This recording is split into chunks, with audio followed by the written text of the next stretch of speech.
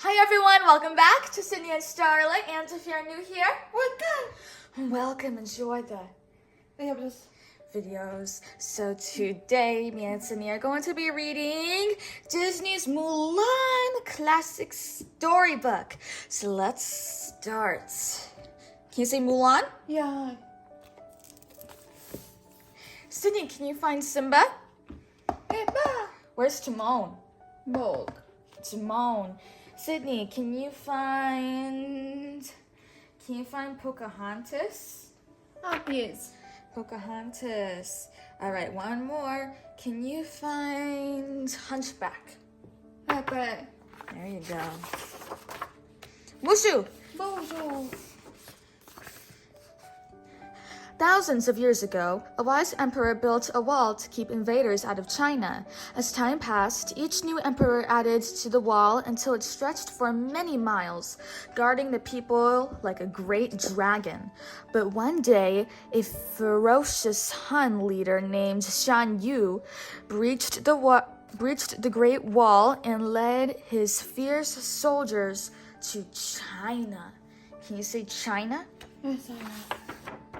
China. As soon as General Li, the commander of the imperial army, delivered the news of the Huns' invasion, the emperor ordered his aide Shifu to deliver conscription notices throughout all the provinces. A single grain of rice can tip the scale, the emperor wisely noted. One man may be the difference between victory and defeat. Far from the imperial palace, a young woman named Mulan was busily writing notes on her arm. Today was the day for her meeting with the matchmaker, and she wanted to be prepared. If she performed well, she would bring honor to her family by making a good match in marriage. Mulan worked quickly because she was already late. She rewarded her dog, little brother, with a bone for helping her with her chores. Then she brought tea to her beloved father, Fa Zhu. Fa Zhu was at the family temple praying to the ancestors to guide his daughter that day. When he saw Mulan, he urged her to be on her way. In the nearby village, Mulan's mother, Fa Li, watched in horror as her mother-in-law closed her eyes and crossed the busy street. Grandmother Fa was testing a new Lucky Cricket. Speeding carts and carriages swerved all around her, but Grandmother Fa and Cricky arrived safely on the other side of the street. Yep, proclaimed Grandmother Fa. This cricket's a lucky one. Can you say Cricky? Wiki. Cricky. Mulan galloped into the center of town on her horse, Kan. She was covered with dust. Her hair was wild and tangled. "I'm here," she announced proudly when she saw her mother. Fa Li rushed Mulan off to the skillful artists, who soon transformed her into a delicate Chinese maiden. As a finishing touch, Fa Li gave Mulan a hair comb that had been in the family for many generations. Grandmother Fa gave Mulan an apple for serenity, a jade necklace for beauty, and Cookie for good luck. Unfortunately, everything seemed to go wrong when Mulan met with the matchmaker. First, the ink from Mulan's arm smeared on the matchmaker's face. Then, Cricky took a swim in the matchmaker's tea. As Mulan tried to grab the cup, hot tea spilled everywhere. This caused the matchmaker to fall onto the lighted stove where her clothes caught on fire. Oh my goodness. The matchmaker ran outside screaming. Thinking quickly, Mulan drenched the woman with tea to put out the fire. "You will never bring your family honor," the irate matchmaker shouted at Mulan. Mulan could scarcely hold her head up as she led Kan home. She had done the unthinkable. She had disgraced her family. Looking at her image in the temple, Bess Mulan knew that she could never truly be the delicate Chinese maiden she saw looking back at her. Sadly, Mulan went to sit under a tree in the garden. Her father quietly joined her and gestured up a branch. "This blossoms late," Fa Zhu said, "but I'll bet that when it blooms, it will be the most beautiful of all." Mulan managed to smile, but the quiet moment was cut short by the sound of a drum and approaching horses.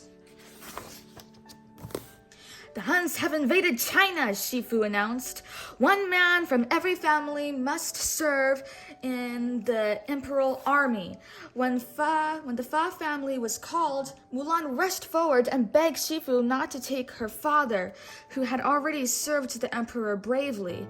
Shifu was furious that the woman would speak to him directly. Mulan hung her head. She had shamed her family again.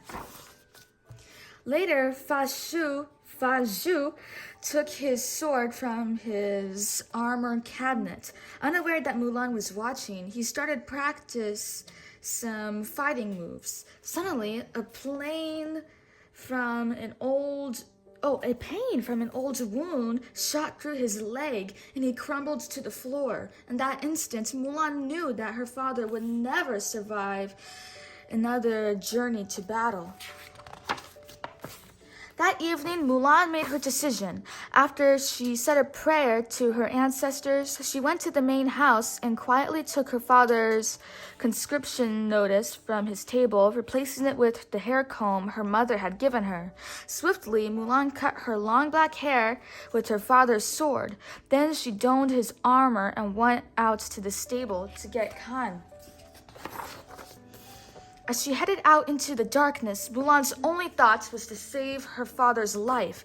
A short while later, Grandmother Fa awakened Mulan's parents, but it was too late to stop her beloved Mulan. Grandmother Fa desperately prayed to the family ancestors, asking them to keep Mulan safe. They all knew that if Mulan were caught, she would be killed. In the Fa family temple, the spirits of the ancestors gathered. A small dragon incense burner named Mushu had once been a guardian and wanted to regain his position by saving Mulan. But when he tried to blow an impressive flame, his little sputter merely met with laughter. Instead of being sent to bring Mulan home, Mushu was told to wake up the great stone dragon to carry out the important task. Mushu went outside to try to rouse the dragon. He hit it with his gong. Suddenly, the dragon crumbled beneath him. Not wanting the ancestors to know what had happened, Mushu decided to impersonate the dragon holding his head high enough for the ancestors to see. Moments later, when Kriki appeared, Mushu agreed to go after Mulan. He thought that if he made Mulan a hero, he would get back his job as a guardian. Can you say Mushu? Mushu. Early the next morning, Mushu and Kriki found Mulan outside the army camp. Mushu lit a fire and cast his impressive-looking shadow against a rock. Then his mightiest voice, he roared that he had been sent by Mulan's ancestors to guide her. When Mulan finally saw Mushu up close, she thought he looked more like a lizard than an all-powerful guardian. But she knew she needed all the help she can get. Later, when Mulan arrived at the army camp, Mushu hid her collar. Mushu hid in her collar and whispered advice on how to blend in with the men. Mulan tried his suggestions on the first 3 recruits she met, Yao, Ling, and Xin Po. But Mushu's advice was not very good. Mulan soon found herself a witness to a free-for-all, and she had started it.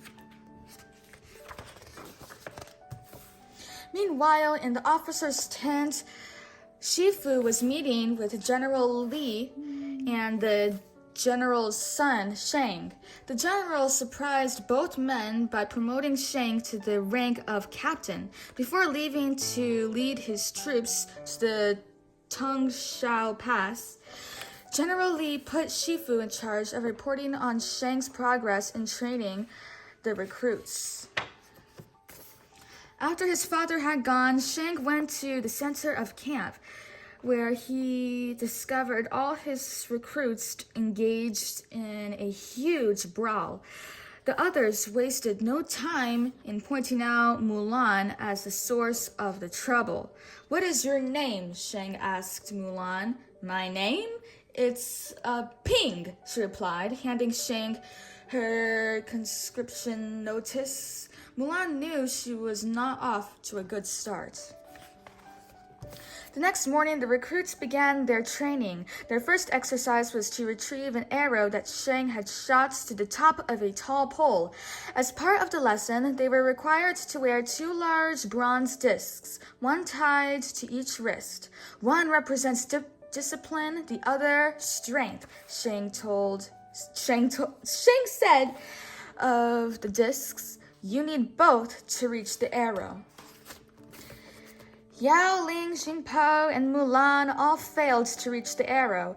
For another exercise, Shang gave everyone a long pole to wield as a weapon. Mulan tried the best she could, but the other recruits kept tripping her up. She performed miserably. Shang continued drilling the recruits throughout the following weeks, attempting to teach strength and discipline. But it was clear to him that he was not getting through to them, especially Mulan. The arrow in the pole proved his point.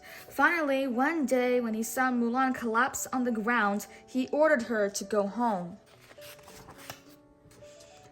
As she turned to go, Mulan spied the arrow still embedded in the top of the pole. Determined to try one last time, she put the weights on her wrists and began to climb. As before, she fell. Then, after studying the weights, she had an idea. She looped them together and used them as a brace to hoist herself to the top. Her fellow recruits cheered. Even Shang had to admire her. Deep in the countryside, Shan Yu's falcon delivered a child's toy to his master. Shan Yu showed his men how to decipher his significance.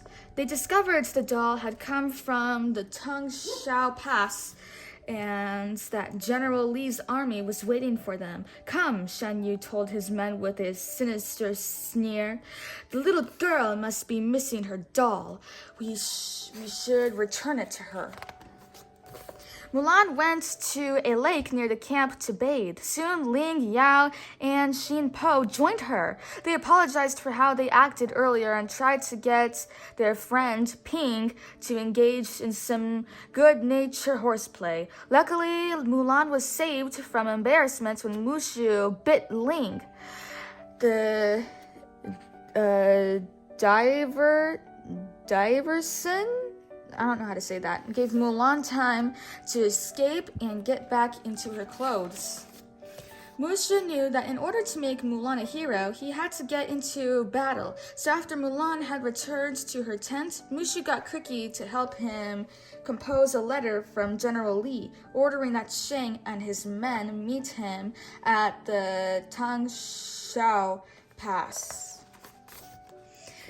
Heeding the letter's message, Shang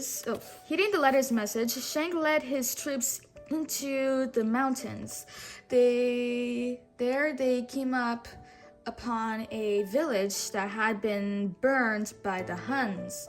Xin Po found General Li's helmet in the destruction of the battlefield. Silently, Shang plunged his sword into the snow, placing his father's helmet on top of it. At the base of the tribute, Mulan placed a child's doll she had found among the wreckage. "We're the Emperor's only hope," Shang said to his troops. "Move out." Shang's troops marched silently through the Tongshao Pass. Suddenly, a rocket from the munitions wagon exploded. It signaled the position of Shang's troops to the waiting Huns. Instantly, thousands of flames arrowed toward down from the mountains.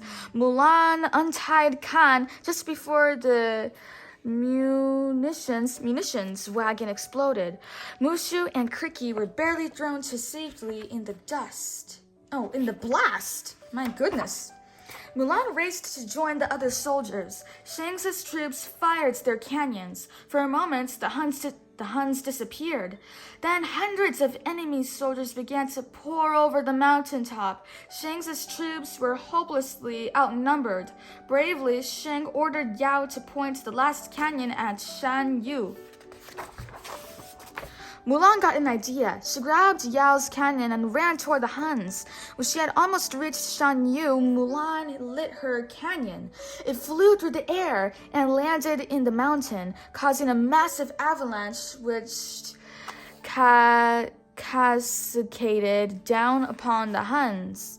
Shan Yu was furious. He slashed at Mulan, seeking revenge on the soldier responsible for destroying his army. As the avalanche gained speed, Shan Yu turned to ride to safety, but was soon buried in snow. Lao Ying and Shan Po took shelter with some other soldiers while Mushu escaped by riding a shield-like bobsled. Khan raced toward Mulan. She jumped onto his back and reached to pull Shang up from behind her just before a wall of snow threw them over a cliff. From above, Yao Ling and some of the other soldiers worked desperately to help, but it wasn't until Xin Po picked up the group of soldiers that were able to pull their comrades to safety. When Shang recovered, he looked at Mulan. "I owe you my life. From now on, you have my trust." Mulan suddenly grabbed her side, wincing in pain. After tending to Mulan's wound, the medic revealed the shocking news. Ping was really a woman. Shifu demanded that Shang kill Mulan, as required by the law. Despite feeling hurt and betrayed by Mulan's deception, Shang decided to spare her life. Then he ordered the troops to move out without her. Mulan sat with Khan, Mushu, and Kriki next to a small fire. "I thought I came here to save my father," she said miserably, "but maybe what I really wanted was to prove I could do things right. The ancestors never even sent me. You risked your life to help people you love," Mushu said to comfort her. "I risked your life to help myself." Just then, a howl sounded in the chasm. Shan Yu was alive. Shan Yu and the elite Huns were heading toward the Imperial City. Mulan knew she had to do something. She caught up with Shang just as he and his troops were approaching the Imperial Palace to present Shan Yu's sword to the Emperor. But Shang still felt betrayed by Mulan and did not believe her. Shang walked up the steps of the Imperial Palace and bowed to present Shan Yu's sword to the Emperor. Suddenly, Shan Yu's falcon swooped down, grabbed the sword, and delivered it to Shan Yu, who was waiting on the rooftop of the palace. As the crowd watched in horror, the group of Huns slashed their way out of a paper dragon. Moving swiftly, the Huns dragged the Emperor into the palace and bottled the door. Nearby, Mulan witnessed the commotion and devised a plan. Quickly, she helped Lao, Xinpo, and Ling disguise themselves as women. Then they led them to the side of a palace where they wrapped slashes from their dresses around some pillars. Skillfully, they began to climb, just as they had learned at training camp. Shang joined them. He had decided to trust Mulan. Once inside the imperial palace, Mulan, Ling, Yao, and Xin Po knocked out the Han guards. Then Shang burst onto the balcony where the emperor was being held and confronted Shan Yu. While Shang distracted the evil Han leader, Xin Po ran to the emperor and carried him to the edge of the tower where they slid down a makeshift line. Ling and Yao followed. Quickly, Mulan cut the line so that Shan Yu would not be able to chase them. Furious that the emperor had escaped, Shan Yu charged toward Shang with his sword drawn. "You took away my victory," Shan Yu snarled at Shang. "No," said Mulan, "I did." Then she pulled back her hair so Shan Yu would recognize her. "The soldier from the mountains," he said, filled with rage. Shan Yu raced after Mulan, exactly as she wanted. She led him to the roof where she turned to face him. Then she grabbed his sword and pinned his cloak to the roof. Moments later, Mushu arrived with a rocket strapped to his back. When Creaky lit the rocket's fuse, Mushu jumped to safety. The well-aimed rocket knocked Shan Yu all the way to the fireworks tower. The force of the huge explosion catapulted Mushu and Creaky through the air. Mulan was thrown against Shang. An entire wing of the imperial palace was in flames. Mulan and Shang turned and stared in awe as fireworks lit up the sky. Soon, Yao, Ling, and Xin Po joined them. Then the emperor and Shifu approached. "I have heard a great deal about you, Fa Mulan," the emperor said sternly. "You stole your father's army, impersonated a soldier, dishonored the Chinese army, destroyed my palace, and you have saved us all." Then the emperor did something amazing. He bowed to Mulan. Stunned, everyone in the plaza followed the emperor's example. The emperor gave Mulan his pendant, as well as Shan Yu's sword. Then Shang bid her in a word goodbye. "The flower that blooms in adversity is the most rare and beautiful of all," the emperor said to Shang as Mulan rode away. Shang looked puzzled. "You don't meet a girl like that every dynasty," the emperor said pointedly. At home, Mulan handed her father the emperor's gifts. The greatest gift and honor is having you for a daughter," Fa Zhu said, embracing her. "I've missed you so." Fa Li and grandmother Fa watched from a distance. "Excuse me," said a voice behind them. "Does Fa Mulan live here?" It was Shang. The two women directed him toward Mulan. To the delight of her entire family, Mulan invited Shang to stay for dinner. Meanwhile, in the family temple, the first ancestor agreed that Mushu had succeeded in his mission, and the little dragon was reinstated as a family guardian. "Call out for egg rolls," Mushu cried. It was time to celebrate. And the end. So that is it for today, everyone. I really hope you all enjoyed it, and we'll see you all next time. Bye-bye. Bye-bye. Pick out your favorite page.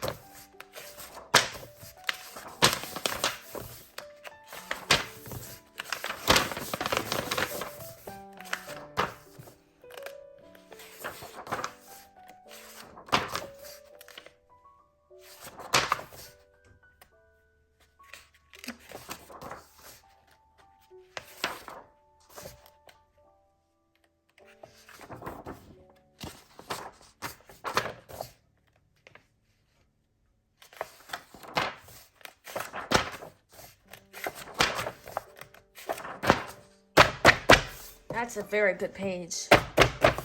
Who's your favorite character? Yeah. Mulan. Bye-bye, everyone.